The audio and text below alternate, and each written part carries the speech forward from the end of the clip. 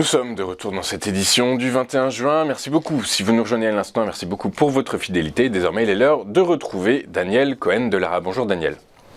Bonjour Louis-Antoine. Bonjour. Je rappelle pour ceux qui ne vous connaissent pas que vous êtes président de l'AFAT. L'AFAT, c'est l'Association française des analyses techniques. L'AFAT qui se réunit le 28 juin prochain pour une de ces réunions. Peut-être que nous aurons l'occasion d'en parler plus tard. Toujours est-il que vous nous accompagnez tous les mercredis pour nous dire quelles sont les valeurs qu'il faut avoir ou non en son portefeuille. Et on va commencer par un secteur, le secteur des biens et services, Goods and Services, qui semble être éventuellement à court de carburant pour continuer la hausse qu'il avait entamée ces dernières séances? Alors, on attendra la fin de la semaine pour effectivement indiquer si on est parti pour une consolidation ou pas. On va y revenir, hein, bien sûr. On a un graphique ici qui est en données hebdomadaires, avec, comme on a vu hein, sur l'ensemble des bourses, le rallye post-Covid qui a trouvé son apogée au début 2022, suivi par une grande consolidation, une tendance baissière, qui est allée jusqu'à la fin du mois de septembre, début du mois d'octobre, comme la majorité des secteurs et des actions, avant de repartir vers le haut. On a, dans ce mouvement haussier, on a franchi au tout début de cette année le dernier plus haut dans la tendance baissière. On a totalement invalidé de ce fait cette tendance baissière et on est passé depuis février, on est passé en tendance haussière avec de plus haut l'un que l'autre et de plus bas plus haut l'un que l'autre. On a un mouvement qui est d'une belle dynamique, hein, d'une manière générale. Les bandes de Bollinger sont ouvertes, donc la bande de Bollinger haute est haussière, donc on a de la volatilité encore pour continuer à progresser.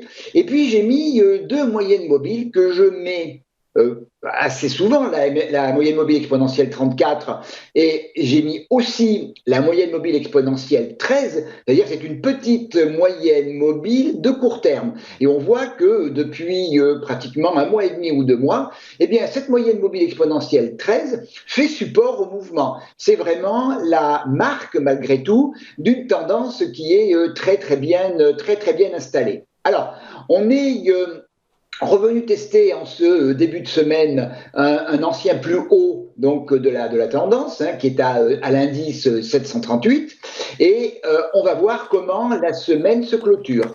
Quand on regarde le mouvement depuis le début du mois d'octobre, on a eu deux consolidations quand même de taille significative quand même. Alors, soit on est en train de rentrer dans une troisième phase de consolidation, soit, eh bien, c'est tout simplement, après la montée depuis la dernière consolidation à l'index 658, on est maintenant à 738, on a fait à peu près 12 ou 13% de hausse en un mois et demi, donc ce qui est pas mal sur un indice sectoriel. Soit, donc effectivement, c'est une petite respiration cette semaine. On verra surtout si 738 tient en clôture.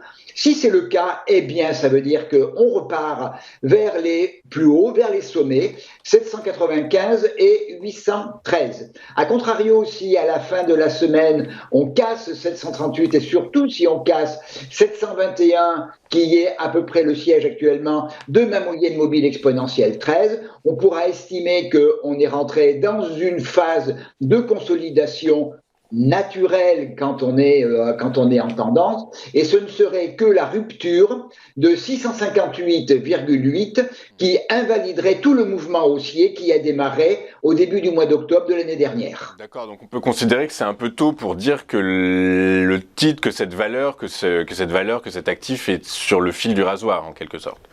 C'est encore un peu tôt. D'abord, attendons, on est mercredi matin, hein, attendons la fin de la semaine. Regardons surtout le niveau de 721. Si on casse la moyenne mobile exponentielle 13 en clôture hebdomadaire et derrière la MM20 qui est juste en dessous aux alentours de 715, hein, c'est vraiment cette zone 715-721. Si on casse cette zone, eh bien là, on pourra parler de consolidation. naturel, mais ce n'est qu'en cassant 658 que là, on invaliderait l'ensemble du mouvement haussier. A priori, la rupture de 715-720, c'est pas forcément mon scénario privilégié, mais le marché, vous le savez, a toujours raison.